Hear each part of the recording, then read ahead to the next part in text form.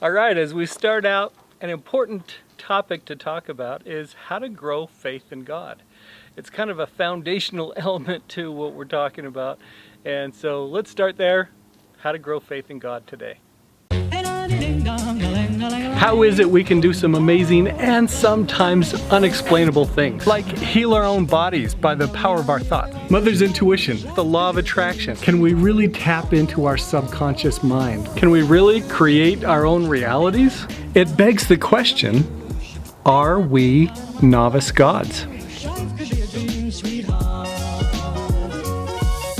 Hi, I'm Scott Wilhite, and I am doing a YouTube documentary series about how we can do some amazing and sometimes unexplainable things.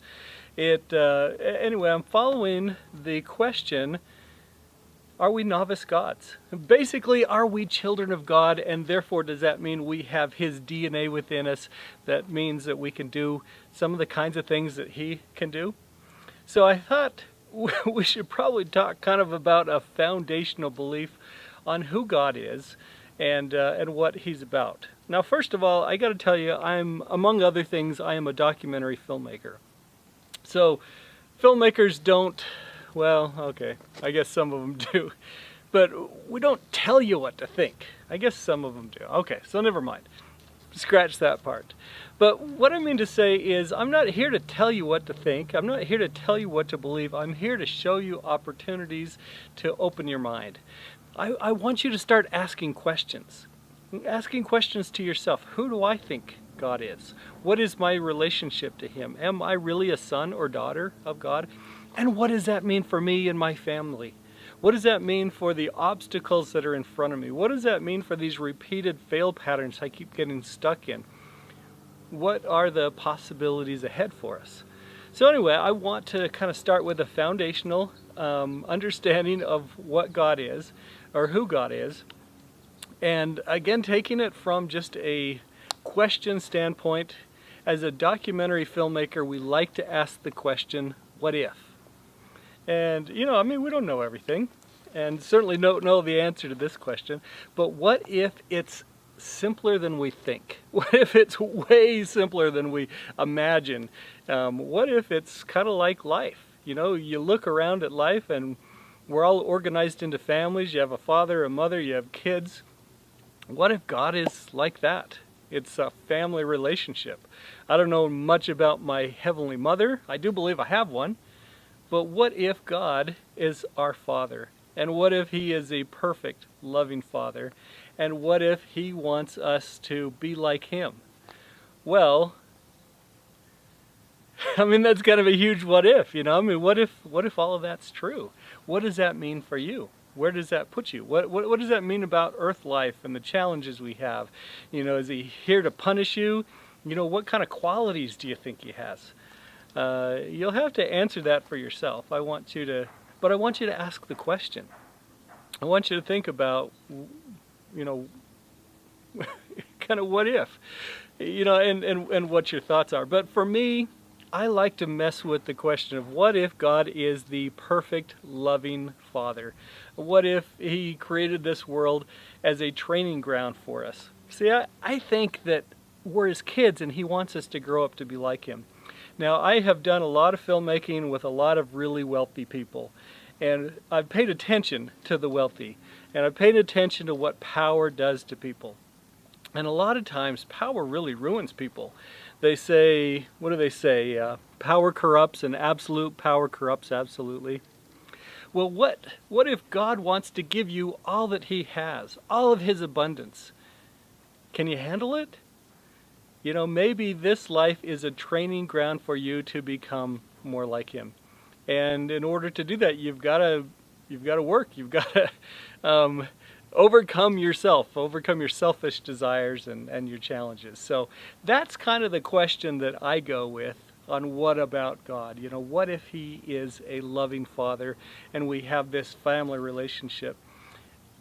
What does that mean? You know, just as I look as a parent, I look at my kids and I think, I want what's best for them. And sometimes what's best for them hurts me. because I would love to take their pain away. I would love to take their challenges away. But after watching and paying attention to what challenges and pain does for people, it helps them rise above it.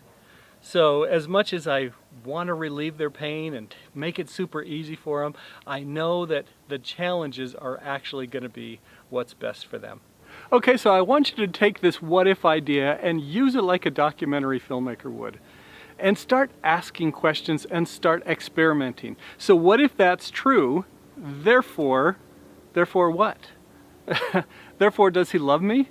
If he is a perfect father, okay, then if he loves me, then how come this bad stuff happens? And actually, as you start to ask those questions, you realize those aren't going to serve me very well, because they are sometimes unanswerable and you can't really see those things.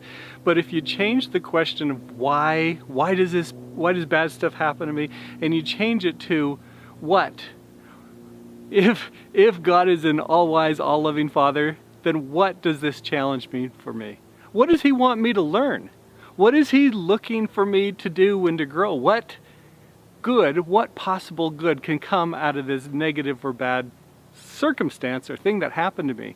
When you start to change your question to what and look at what possibilities are, suddenly things start to change for you. And what happens is you can start to grow your relationship with God to where you're no longer angry or bitter at him. I was like that for a long time, and I'll tell you about that in another show, another episode. But you'll start to recognize that life doesn't happen to you, it happens for you.